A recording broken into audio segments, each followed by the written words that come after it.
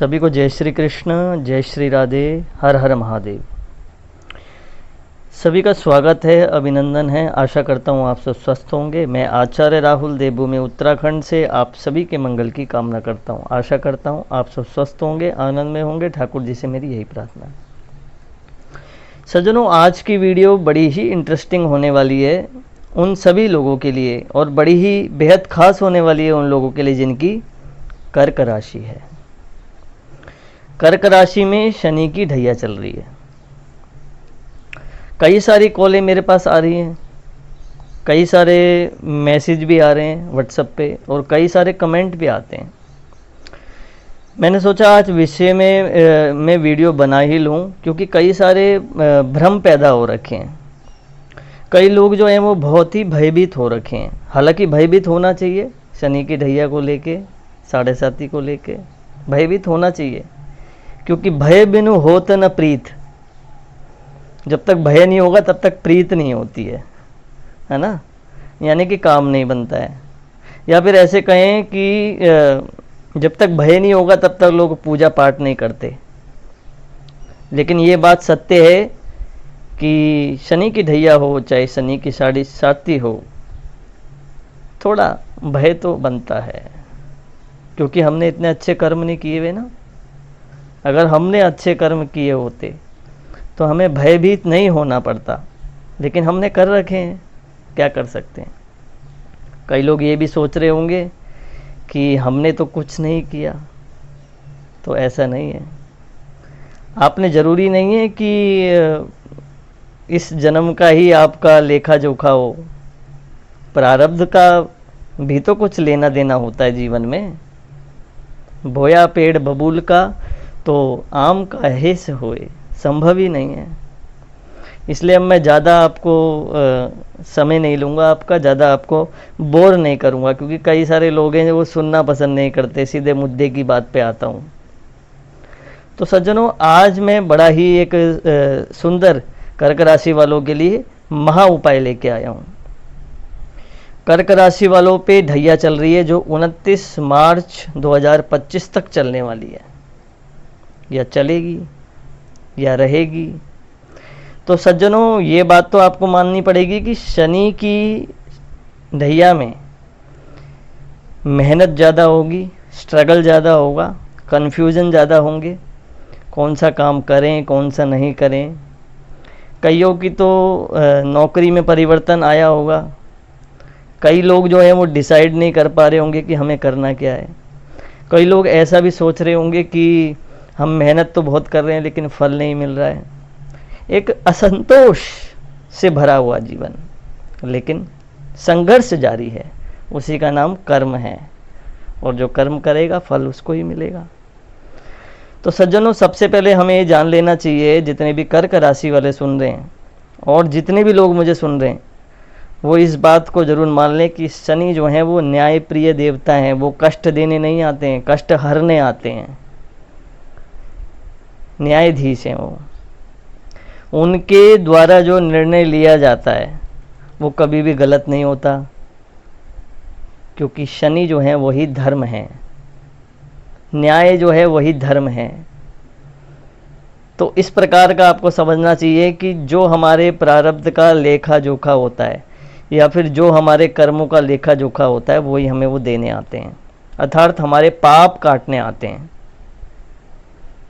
जैसे कि आपने सत्संग में और कथाओं में भी सुना होगा कि जब जब जीवन में दुख आते हैं तब तब समझना कि हमारे पाप कट रहे हैं, और जब जब जीवन में सुख आता है तब तब समझना कि हमारे पुण्य खत्म हो रहे हैं। तो हम दुख में रोते हैं, लेकिन जब सुख आता है तब हमें रोना चाहिए, ये समझ के कि हमारे पुण्य खत्म हो रहे हैं, हमारे सुकृत पुण्य खत्म हो रहे हैं। तो हमारे पुण्य खत्म ना हो, इसलिए दुख की अपेक्षा दुख में तो करना ही चाहिए और ज़्यादा, लेकिन सुख में भी और अधिक पुण्य करना चाहिए, और अधिक पूजा पाठ करना चाहिए, क्योंकि शनि न्यायप्रिय देवता है। कर्क राशि वालों की ढैया चल रही है, तो उन्हें क्या महा उपाय करना चाहिए। अब मैं महा उपाय की ओर चल रहा हूँ, और जितने लोग ये करते होंगे उनको मैं ये भी बता दूं कि नियम पूर्वक करना ज़रूरी होता है। कई लोग मुझे बोलते हैं कि हम तो ये उपाय करते हैं, पहले से ही करते हैं, लेकिन नियम पूर्वक नहीं करते ना। जैसे आपका खाने पीने का नियम है, सजने संवरने का नियम है, नहाने धोने का नियम है, हर तरह से आपके नियम है, लेकिन पूजा पाठ का कोई समय निश्चित नहीं है आप लोगों का। जब टाइम मिला तब कर लिया। एक नियम बनाएं, एक समय बनाएं।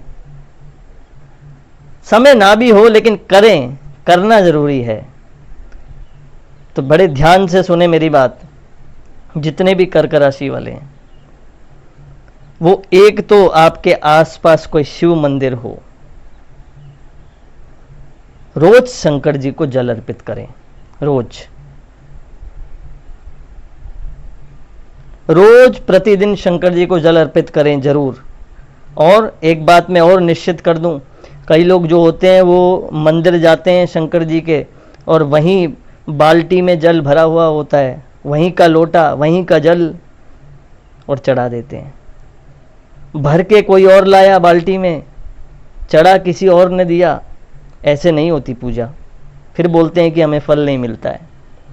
थोड़ा विचार करो, किसी और ने वो बाल्टी भर के रखी है। प्राय मैं तो मंदिरों में देखता हूँ ये सब बातें, बड़े ध्यान से देखता हूँ, पर मैं समझाता नहीं हूँ किसी को। क्यों? क्योंकि कई बार किसी को समझाना भी बड़ा एक बहुत क्लिष्ट कार्य हो जाता है, क्योंकि समझता कोई नहीं है। इसलिए एक वीडियो के माध्यम से एक संदेश देने का प्रयास कर रहा हूँ